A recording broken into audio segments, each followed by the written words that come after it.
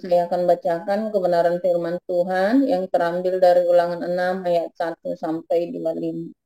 Beginilah pembacaan kebenaran firman Tuhan. Inilah perintah, yakni ketetapan dan peraturan yang aku ajarkan kepadamu atas perintah Tuhan Allahmu untuk dilakukan di negeri kemana kamu pergi untuk mendudukinya, supaya seumur hidupmu engkau dan anak cucumu takut akan Tuhan Allahmu dan berpegang pada segala ketetapan dan perintahnya yang kusampaikan kepadamu, dan supaya lanjut umurmu. Maka dengarlah, hai orang Israel, lakukanlah itu dengan setia, supaya baik keadaanmu, dan supaya kamu menjadi sangat banyak, seperti yang dijanjikan Tuhan, Allah nenek moyangmu, kepadamu di suatu negeri yang berlimpah-limpah susu dan madunya. Dengarlah, hai orang Israel, Tuhan itu Allah kita, Tuhan itu Esa.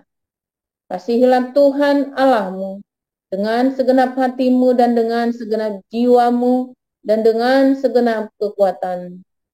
Apa yang kuperintahkan kepadamu pada hari ini haruslah engkau perhatikan, haruslah engkau mengajarkannya berulang-ulang kepada anak-anakmu dan membicarakannya apabila engkau duduk di rumahmu, apabila engkau sedang dalam perjalanan, apabila engkau berbaring dan apabila engkau bangun.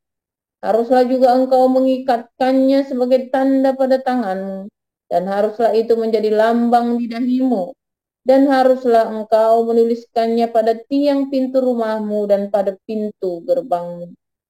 Maka apabila Tuhan Allahmu telah membawa engkau masuk ke negeri yang dijanjikannya dengan sumpah kepada nenek moyangmu, yakni Abraham, Ishak dan Yakub, untuk memberikannya kepadamu kota-kota yang besar dan baik yang tidak kau dirikan.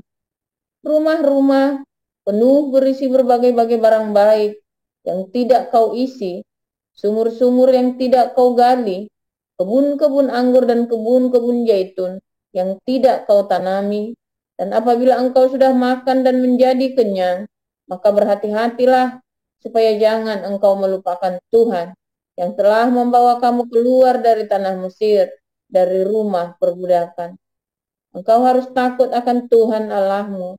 Pada Dia haruslah engkau beribadah, dan demi namanya haruslah engkau bersumpah. Janganlah kamu mengikuti Allah lain dari antara Allah bangsa-bangsa sekelilingmu. Sebab Tuhan Allahmu adalah Allah yang cemburu di tengah-tengahmu, supaya jangan bangkit murka Tuhan Allahmu terhadap engkau, sehingga ia memunahkan engkau dari muka bumi. Janganlah kamu mencobai Tuhan Allahmu, seperti kamu mencobai Dia di masa. Haruslah kamu berpegang pada perintah, peringatan dan ketetapan Tuhan Allahmu yang diperintahkannya kepadamu. Haruslah engkau melakukan apa yang benar dan baik di mata Tuhan, supaya baik keadaanmu dan engkau memasuki dan menduduki negeri yang baik yang dijanjikan Tuhan dengan sumpah kepada nenek moyangmu, dengan mengusir semua musuhmu dari hadapanmu, seperti yang difirmankan Tuhan.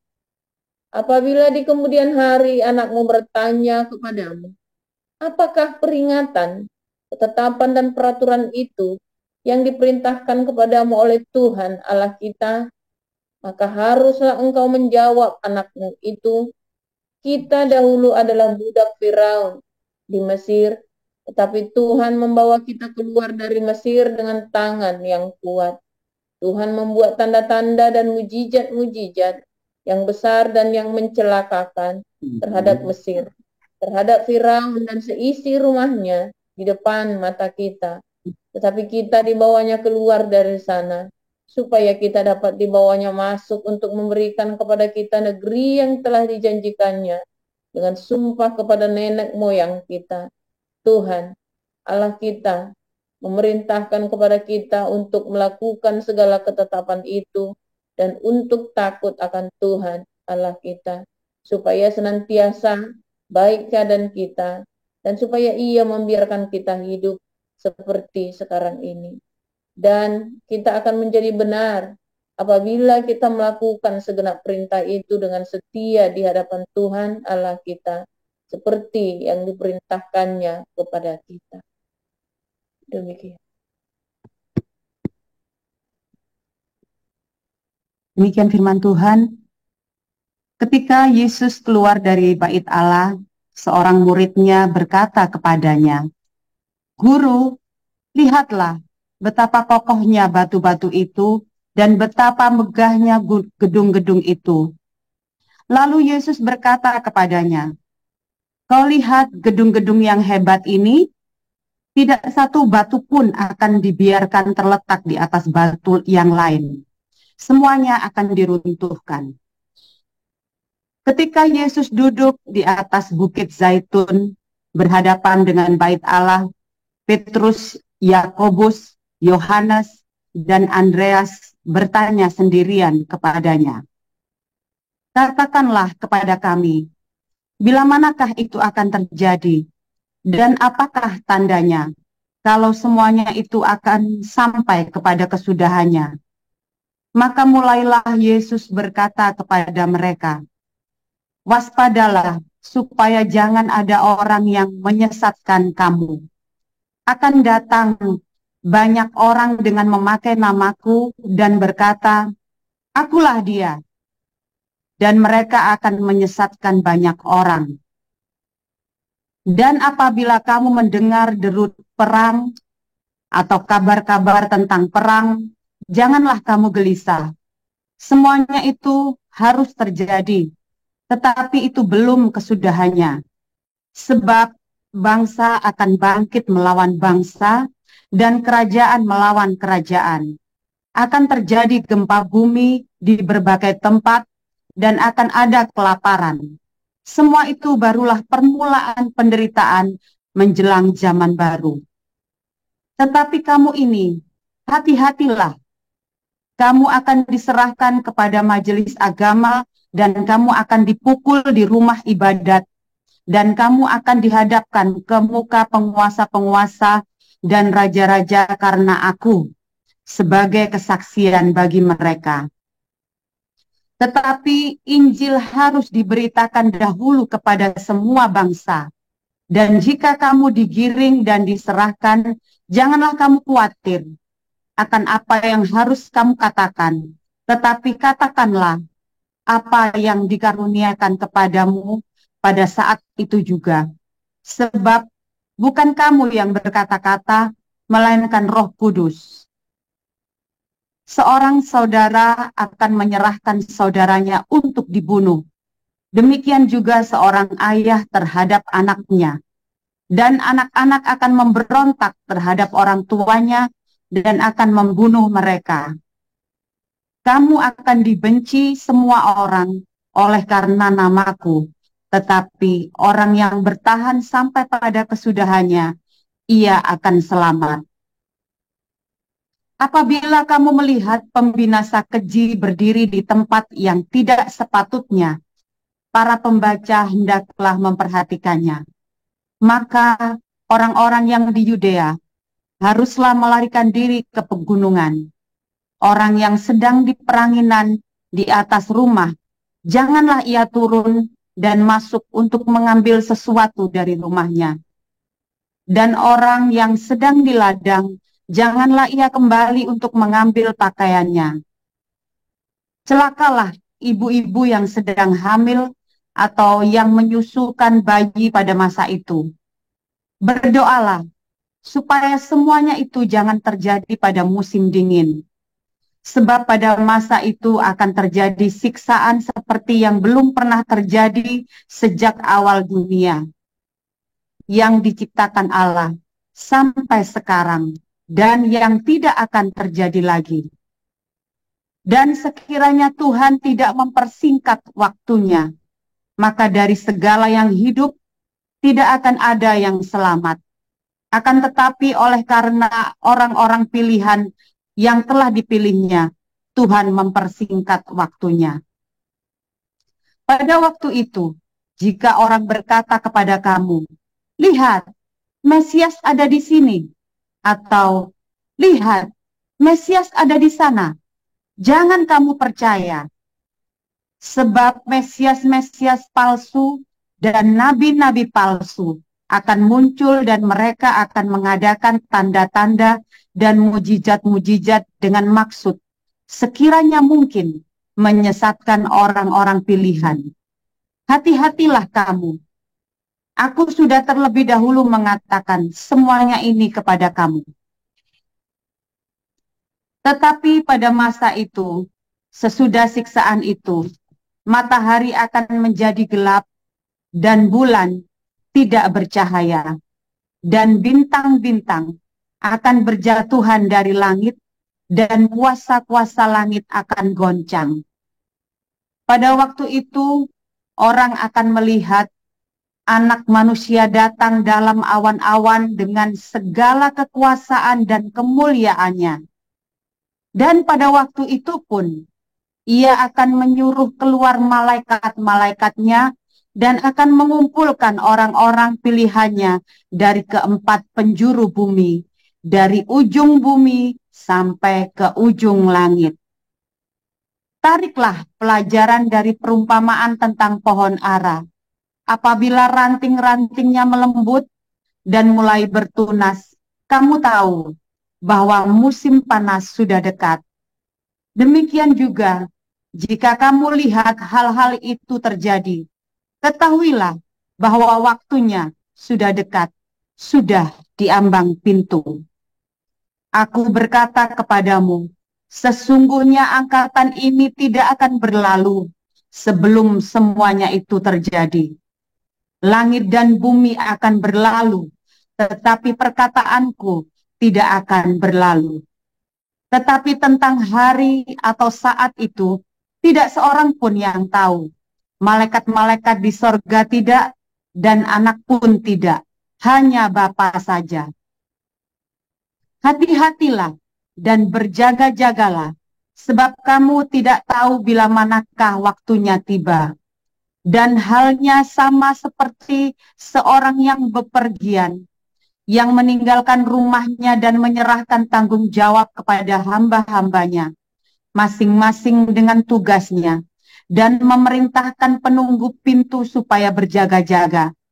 Karena itu berjaga-jagalah, sebab kamu tidak tahu bila manakah tuan rumah itu pulang, menjelang malam, atau tengah malam, atau larut malam, atau pagi-pagi buta, supaya kalau ia tiba-tiba datang, jangan kamu didapatinya sedang tidur.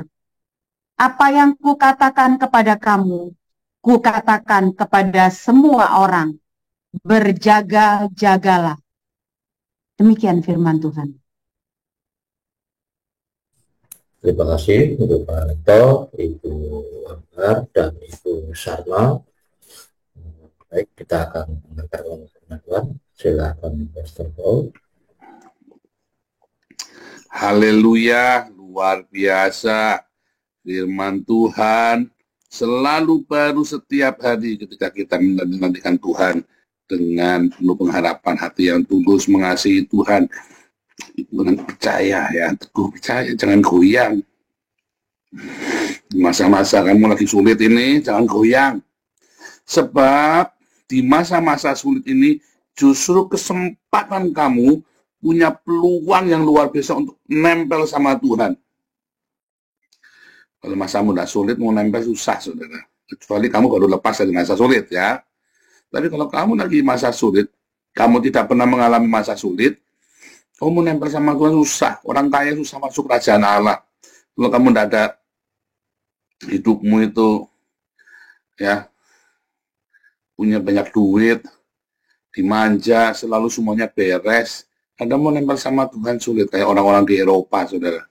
Orang-orang Israel, orang Eropa, begitu kamu dalam masa-masa damai. Kenapa bisa ada masa damai dalam hidupmu? Karena dari orang tuamu. Ya, orang tuamu baik. Sehingga Anda yang terlahir Kristen, dalam keluarga yang baik, ya stabil hidupnya. Ya. Nah, di masa-masa itu kamu sulit untuk mengenal Tuhan justru. Paradoks ya, ironis sekali. Kita disuruh mengenal Tuhan, disuruh mendidik anak-anak di dalam Tuhan. Daud disuruh kasih nama anaknya, Yedijah. artinya dikasihi Tuhan. Terus Daud mikir, waduh kalau dikasihi Tuhan, kayak saya nih, saya ini kan kekasih Allah nih. Daud kan disebut kekasih Allah. Ya, disuruh tarung sama serigala, tarung sama beruang, tarung sama singa, tarung sama Goliat, dikejar-kejar mertua. Dia nggak kebayang anaknya dikasihi Tuhan kayak apa. Kan namanya dikasihi Tuhan lagi Yedija. Udah jangan, saya mau anak saya damai-damai saja. Dia bernubuat buat anaknya, Shalom. Shalom saudara, damai. Ya kan, damai. Tidak ada perang zamannya Salomo, ya perangnya di luar, di Israel damai, aman.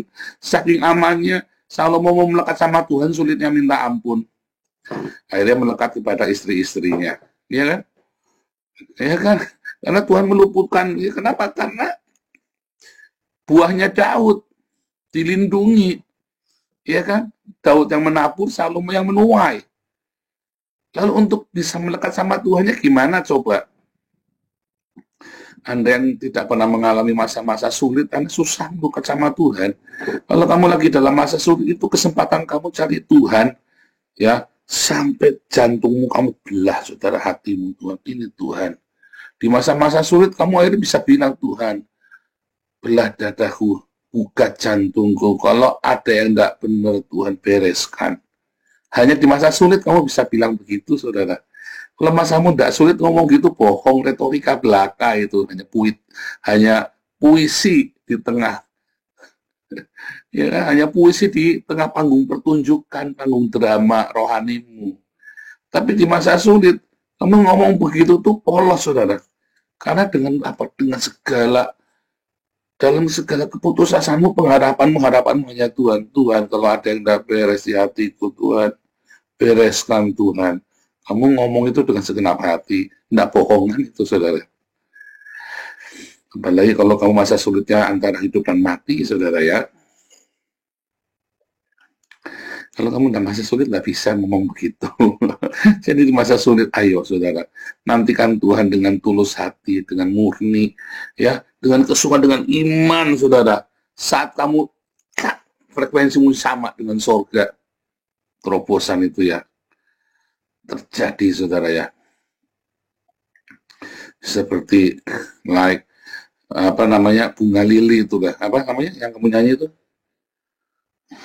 apa namanya, bunga yang robos, stubborn sod itu, ya, kamu mujizat itu akan terjadi, saudara. Terubus untuk tanah yang keras itu, ya, diterubus, saudara. Kalau frekuensimu sama dengan sorga itu, tiba-tiba kamu merekah, saudara, terobos, ya.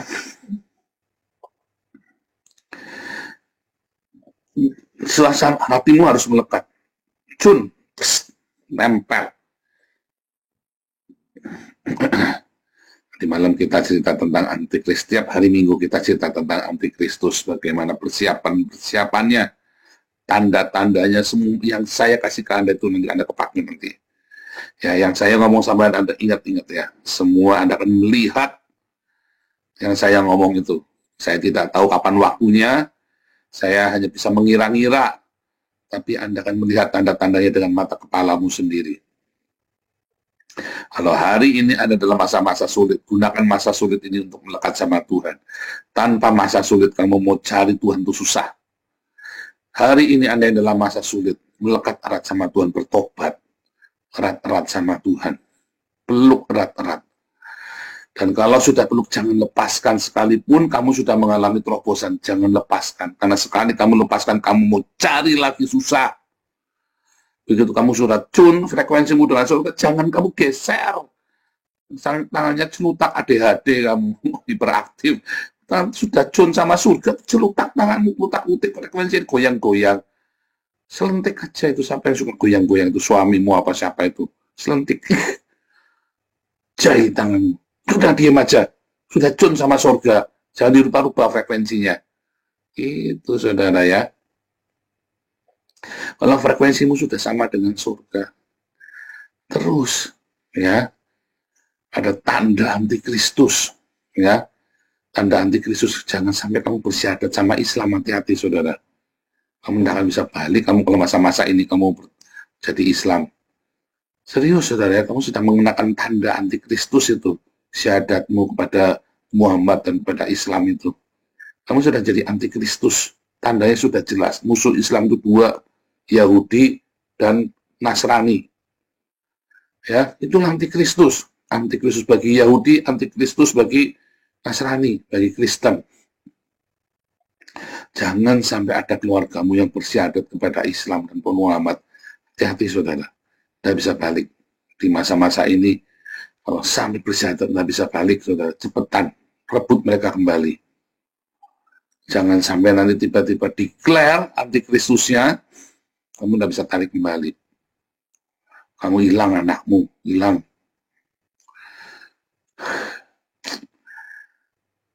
Nanti kamu ditandai, ya, di dahimu, ya kan, dan di tangan kananmu. Tanda antikristus itu syahadat itu, saudara. Sekarang kita mau punya tanda buat kita sendiri. Apa yang menjadi tanda bahwa kamu miliknya Tuhan Yesus? Ya, itu tadi yang sering kita recite setiap hari. Ya, Shema Israel, Adonai Eloheinu, Adonai Echad.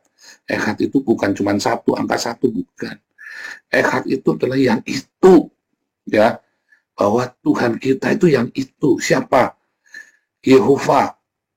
Ya, Yehova yang kita kenal di dalam Yeshua HaMashiach, Yesus Kristus.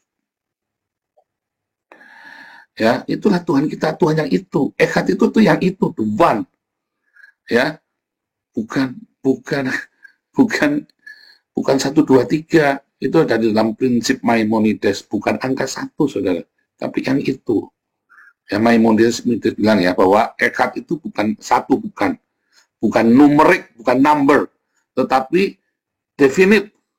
Ya, yang definite, yang itu.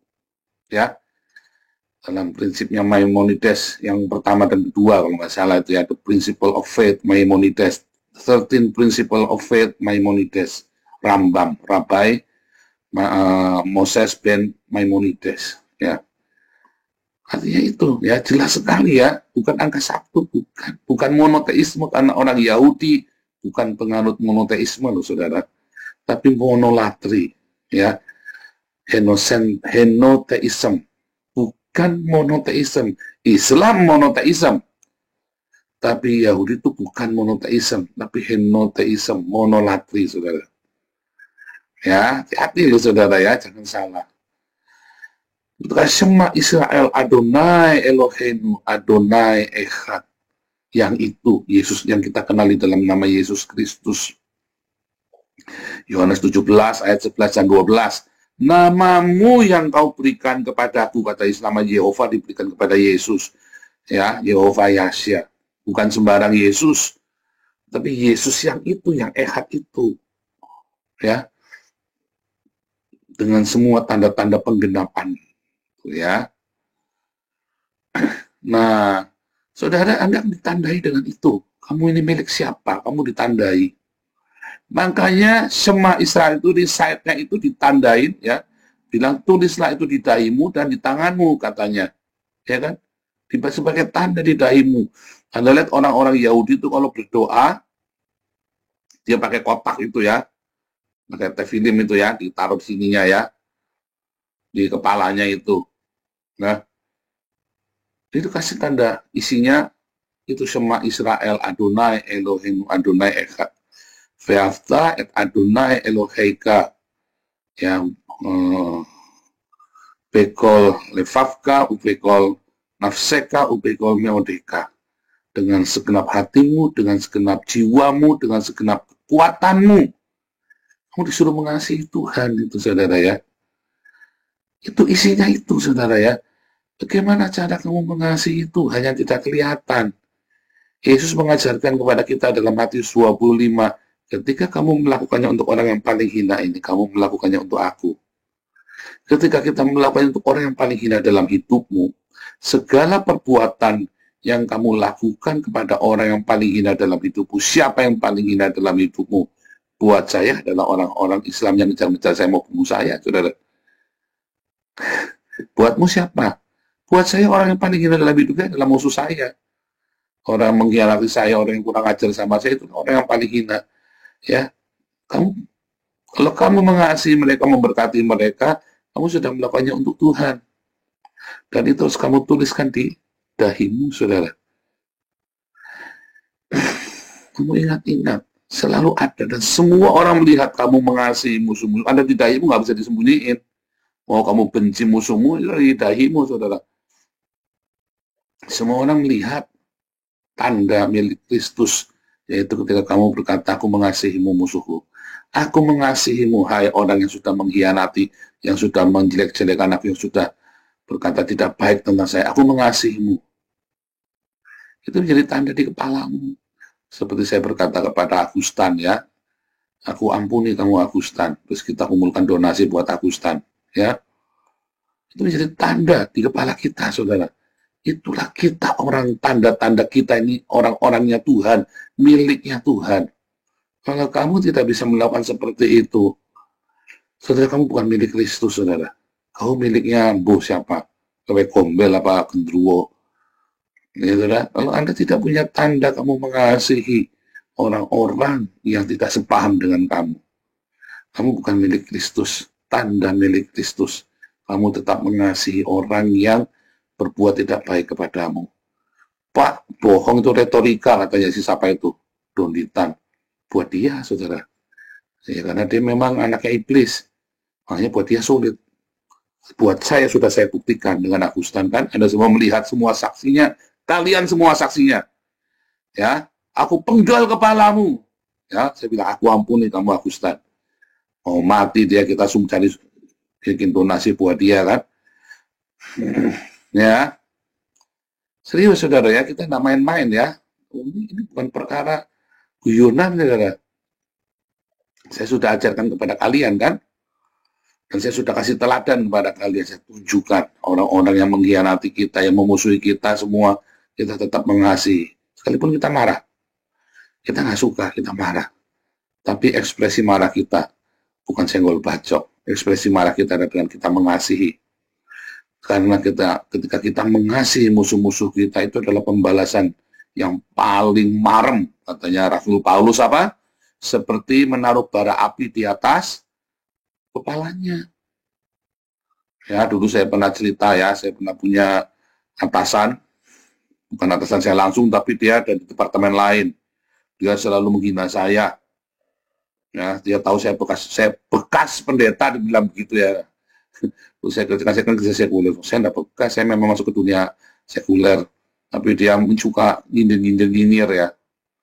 Coba tuh, mana ayatnya yang menabur bara api di kepala musuh-musuhmu. Coba itu, Paul. Ini kan itu ada di Roma 12, ya, saudara, ya. Kamu sudah lakukan belum? Saya bilang, sudah toh, Pak. Apa buktinya coba? Buktinya kepala Bapak botak. Saya bilang begitu, saudara. Bukti kepala Bapak botak. Ya. Namanya Pak Eko. Buktinya Pak Eko kepalanya botak.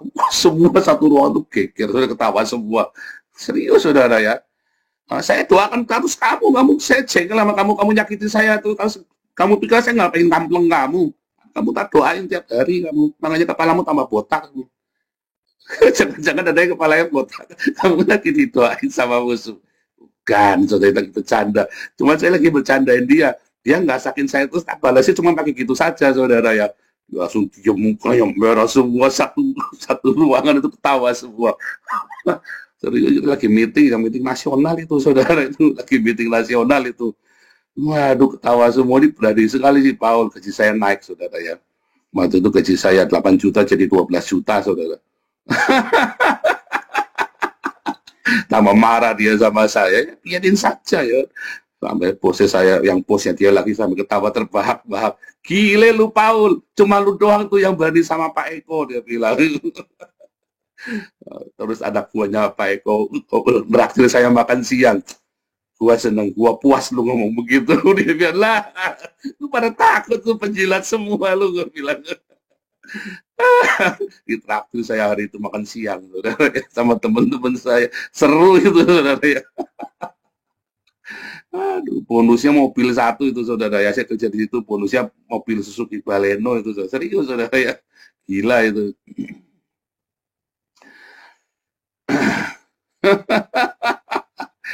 Luar biasa ya, saudara ya. Kamu menabur bara api itu pembalas yang paling mantap, saudara. Ya, pembalasan saya buat Agustan adalah saya kumpulkan donasi buat dia. Oh, mantap, saya jengkel sekali, saya pengen ngaplok bener ya. Menghalalkan kepala saya, pengen penggal. Dikira kamu gampang menggal kepala kamu, tak tenggor sekali ya, rubuh. Ngomong seenaknya, ya kan. Saya ampuni kamu Agustan. Saya bersyukur ya, saya sudah merapat ke kita ya anaknya ya. Kita bertekad, kita sudah komitmen, kita mau sekolahin ya, komunitas kita nanti ya, semua ya, rame-rame ya, kita mau sekolahin saya, asal dia nilainya bagus, kita sampai tuntaskan ya. Kalau sampai nanti yang sono itu gagal membayar uang sekolahnya, kita yang terusin. Karena kan sana yang diumpulin donasinya kan dulu kan, si mantan itu, ya biar saja dia buat puter-puterin duit, nggak apa-apa, kalau nggak hidup. Itu saudara, kamu caranya membalas lawan-lawanmu dan memberkati mereka. Marem itu sungguh hati saya puas sekali saudara. Sebab saya kumpulkan donasi itu ya, saya puas sekali saudara. Itu benar-benar telak ya. Orang Islam Mualaf Center nggak akan bisa membalas kita lagi. Telak itu saudara ya. Kamu cari pembalasnya seperti apa coba? Ya, Donitan bilang mustahil buat kita, nggak mustahil kita lakukan saudara. Ya, kita lakukan. Mustahil bagimu, kamu orang Islam, kamu mustahil, kamu mualaf. Buat saya nggak mustahil, karena saya adalah anak-anak kerajaan Allah. Buat kamu mustahil, buat saya enggak. Ya, serius saudara ya. Yang kedua adalah fi'afta dari hakamuka. Kau mengasihi sesamamu dengan apa saudara? Dengan berdiakonia. Bohong kamu bilang saya mengasihi sesama, buktinya apa? Buktinya diakoniamu itu, saudara. Bukti kamu mengasihi sesama. Dan itu adalah kain lenan putih kamu. Itulah kain lenan putih kamu, saudara, ketika kamu mengasihi sesama manusia. Diakoniamu, sedekahmu, semiskin apapun kamu, saudara, berbagi. Ya, saya sering cerita bolak-balik waktu saya kuliah, saya nggak punya uang. Saya baru beli nasi goreng, ya. Saya beli nasi goreng, ada teman saya datang. Menraktir saya makan, saya masih pegang nasi goreng, nah kamu traktir aja itu buat besok. Lalu saya diturunin sudah di jalan ke arah kos saya, di pinggir jalan besar itu, saya lihat ada simbok-simbok, ya masih malam-malam masih mulung ya saudara ya, simbok-simbok jalannya bungkuk. Lalu dalam hati saya kasihkan nggak tuh nasinya buat dia? Mau buat besok, mau buat besok saudara. Kasihkan, kamu tadi baru makan enak, baru ditraktir makan enak, tak kasihin saudara. Bayangin, semiskin apapun kamu bisa bersedekah. Jangan ngomong enggak, kamu pakai kepret juga lo bilang nggak bisa lo, pakai kepret, bohong kamu nggak bisa bersedekah. Pelit iya, kikir kemaruk kamu iya saudara. Iya, semiskin apapun kamu bisa bersedekah. Selalu luangkan rezekimu. Berkatilah kami dengan makanan kami secukupnya. Kalau lebih berarti punyanya orang. Ingat-ingat saudara. Kalau lebih itu punya orang. Jangan kamu ambil habisin buat beli tas Hermes. Beli tas Hermes Pak. Udah mupayang Pak tas Hermes. Beli di Mangga 2 Pak Hermesnya Pak. Iya saudara kamu. Sok-sokan pakai Gucci pakai Hermes. Beli di Mangga 2. Belagu lu. Nggak usah lah pakai merek-merek kan palsu lagi mereknya. Nggak usah, pakai tas biasa saja. Nikmati, jangan pengen gaya hidup yang... Jangan, saudara ya. Kamu nanti ketemunya orang yang pura-pura juga. Kamu yang suka asik itu, kamu akan ketemu ya, feromonmu itu ya, baumu itu ya, kamu akan ketemu dengan yang satu bau dengan kamu. Kamu orang yang suka pura-pura, kamu akan ketemu dengan orang yang sama pura-pura. Wah, Pak, ini kan supaya prestis, Pak. Prestis ini Pak, maaf ya saudara, ini kisah nyata. Oma saya itu dari keluarga kaya raya, ya. Oma saya, keluarga kaya raya, Holland Spreken, saudara ya. Bayangin zaman itu kalau Holland Spreken kan keren, saudara ya. Ini orang Tionghoa, Holland Spreken, janda, saudara. Orang berpikir dia janda kaya, saudara. Orang berpikir dia janda kaya. Ketemu sama duda kaya, saudara. Nggak taunya janda, wah bisa dansa-dansi ya. Papa saya juga jago dansa ya. apa sih, jago dansa apa tap dance itu, dia jago banget tuh, yang sepatunya yang tak tak tak tak tak tak gitu ya, dia jago. Dia tunjukkan sama kita betul ya. Saya nggak bisa tap dance, tapi saya bisa dansa, saya bisa waltz, bisa caca ya, bisa tango, saya bisa saudara ya, serius saya bisa. Dia jadi papi saya dulu ya, cuman nggak pernah praktek karena ya kita miskin ya, kita mau ngapa-ngapain susah pokoknya dulu. Tapi saya ngajari, saya bisa. Saudara, ya, karena dipoles, maka dia dapatnya duda polesan juga, saudara. Kelihatannya keren kan, janda kaya gini-gini, nggak taunya kere ketemu kere, semuanya polesan semua. Iya, kamu kan ketemu dengan orang yang suka pura-pura. Kamu memoles hidupmu, kamu kan ketemu dengan orang yang dipoles.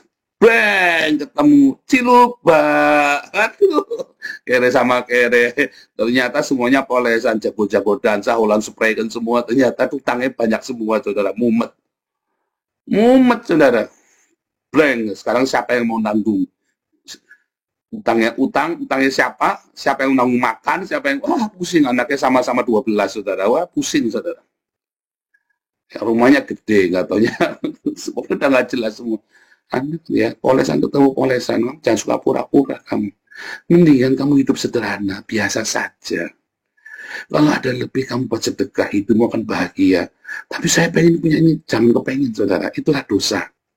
Setiap orang dicobai oleh keinginannya sendiri. Kamu pengen bahagia, turutin omongan Nabi 26 ini. Kamu akan bahagia. Saya sudah melewati yang masa-masa itu. Goblok kamu. Hidup itu enak, hidup sederhana. Nggak kelihatan kaya. Biasa saja. Orang merendahkan kamu ya biar, berarti itu bukan teman kamu. Nggak usah deket-deket. Pak, tapi kan orang ngeremehin kita, Pak. Berarti bukan teman kamu. Nggak usah deket-deket. Kamu mau deket-deket sama dia. Goblok kamu. Kamu pikir dia itu ngeremehin kamu, terus dia lebih hebat dari kamu. Jangan-jangan tabungan kamu lebih banyak daripada dia banyak utangnya, dia kelihatannya keren menghina-hina, ternyata dia utang. Suatu ketika saya pernah ketemu orang, ini orang utang, ya, wah gaya mas selangit, saudara. Yang diutangin, saudara, pakaiannya itu melomprok, saudara, kayak simbok-simbok. Ya, matiin dulu ya.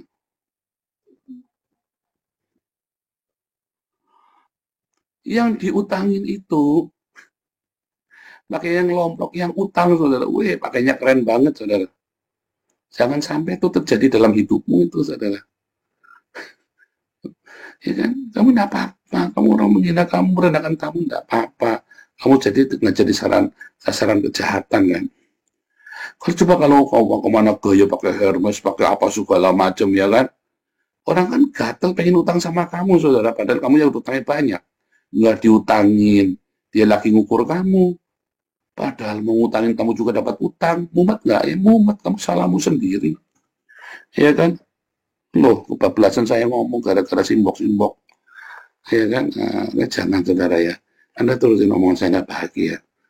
Ya, Shema Israel. Adonai Eloheinu Adonai Echad. Ya, Ve'afta Adonai Eloheika.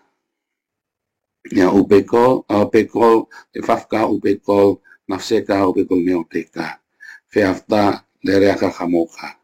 Tuhan Yesus memberkati.